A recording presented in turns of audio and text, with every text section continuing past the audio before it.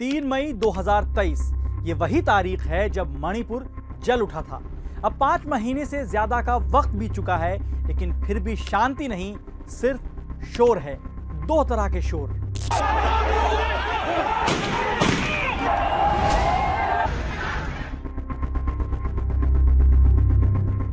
एक और शोर हुआ था। मान्यवर, अब तक 152 लोग मारे गए, इसमें कोई छुपाने की जरूरत नहीं है। ये सोशल मीडिया के जमाने में छिप भी नहीं सकता है और हमारा स्वभाव भी छिपाने का नहीं है। इन्होंने मणिपुर में हिंदुस्तान की हत्या की है। हमने कहा था अकेले मणिपुर के लिए आओ चर्चा करो, लेकिन साहस नहीं था, इरादा नहीं था और पेट में पाप था। दर्द पेट में हो रहा था और फोड़ रहे थे सर।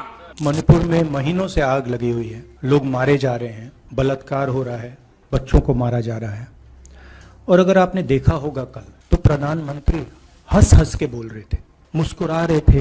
मैं मणिपुर के लोगों से भी आग्रह पूर्वक कहना चाहता हूं, वहां की माताओं, बहनों, बेटियों से कहना चाहता हूं, देश आपके साथ है। 2 कम्युनिटी, मैती कम्युनिटी और कुकी कम्युनिटी, ये दोनों में अब जो लड़ाई चल रही है, इसको शांति के साथ रखना है तो प्रधानमंत्री वहां पर विजिट करना चाहिए था।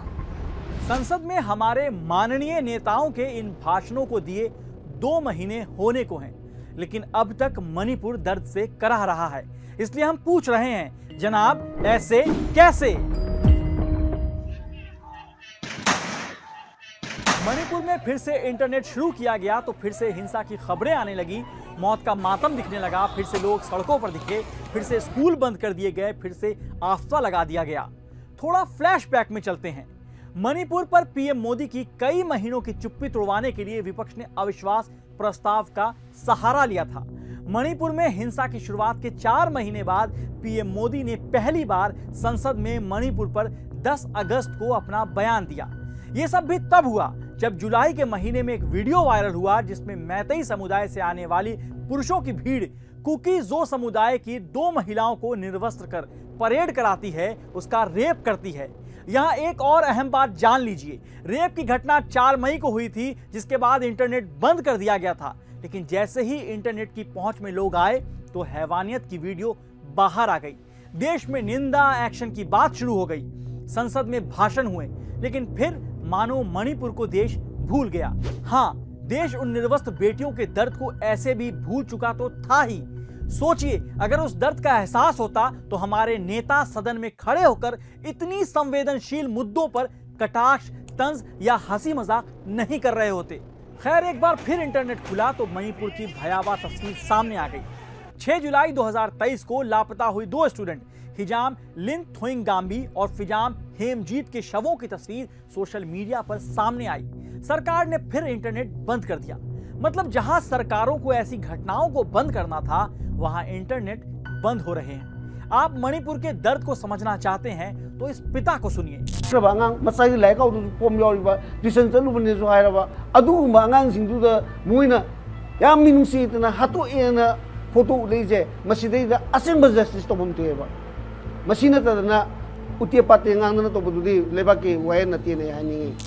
ये कुलजीत हिजाम हैं, 17 वर्षीय हिजाम लिनथोइंगाम्बी के पिता। हिजाम मणिपुर हिंसा के दौरान जुलाई 2023 में लापता हो गई थी। सोशल मीडिया पर शव की तस्वीर वायरल हुई तो मानो परिवार का सब कुछ छिन गया। हालांकि 25 सितंबर को राज्य सरकार ने मामले की जांच सीबीआई को सौंपी। सीबीआई ने 4 लोगों को गिरफ्तार किया है, वहीं 2 नाबालिगों को हिरासत में लिया। इस मामले में भी सीबीआई और सरकारें करीब 2 महीने बाद जागी। एक और कहानी सुनिए। 26 सितंबर को हिजाम और हेमजीत के शव की तस्वीरें वायरल हुई, जिसके बाद दोनों की हत्या के विरोध में फिर से हिंसक विरोध प्रदर्शन शुरू हो गए। छात्रों ने सीएनएन वीरेंद्र सिंह के घर के बाहर प्रदर्शन किया। इस दौरान प्रदर्शनकारी और पुलिस में झड़प भी हुई, जिसमें 50 से ज्यादा छात्र घायल हो गए।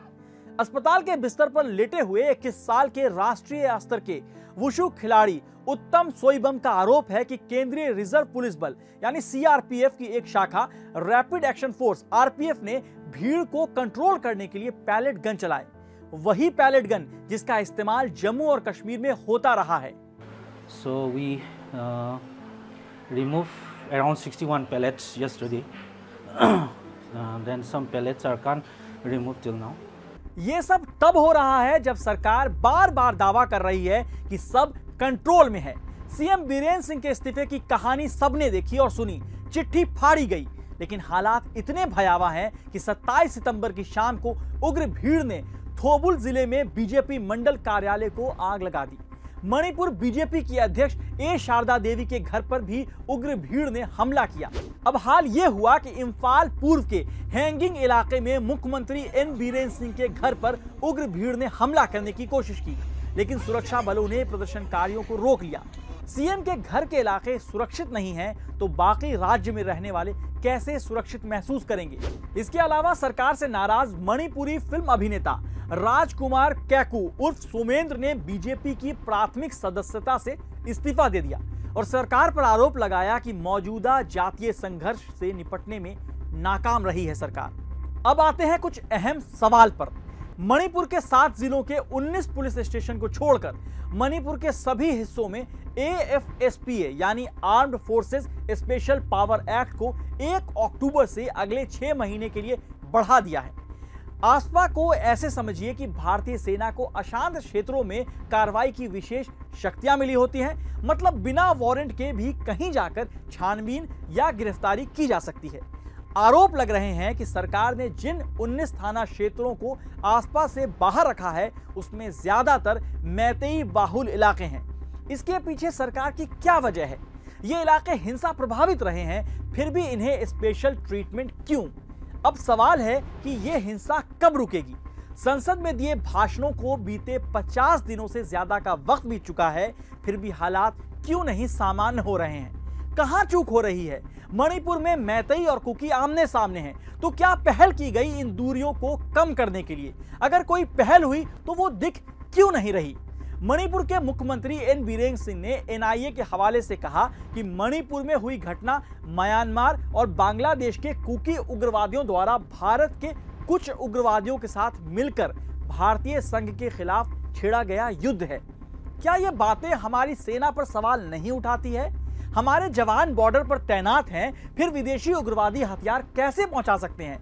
यह भी सवाल उठता है कि हाईकोर्ट ने मैतेई समाज को आरक्षण देने पर विचार करने को कहा था, जिसके बाद यह हिंसा भड़की। तो क्या हमारी एजेंसियों के पास ऐसे हिंसा को लेकर कोई इनपुट नहीं था? क्या इंटरनेट बंद कर देने से हिंसा रुक गई? मणिपुर को भाषण नहीं, सुशासन की जरूरत है। देश साथ है, ये कहने से नहीं, दिखना भी चाहिए। मणिपुर में 170 से ज्यादा लोग इस हिंसा के शिकार हो चुके हैं। 5 महीने बाद भी मणिपुर शांत नहीं हो सका है। पीएम ने आश्वासन दिया था कि निकट भविष्य में शांति का सूरज निकलेगा, लेकिन भाषण के करीब 2 महीने बाद भी मणिपुर में अंधेरा है। इसलिए मणिपुर ही नहीं, पूरा देश पूछ रहा है, जनाब ऐसे कैसे?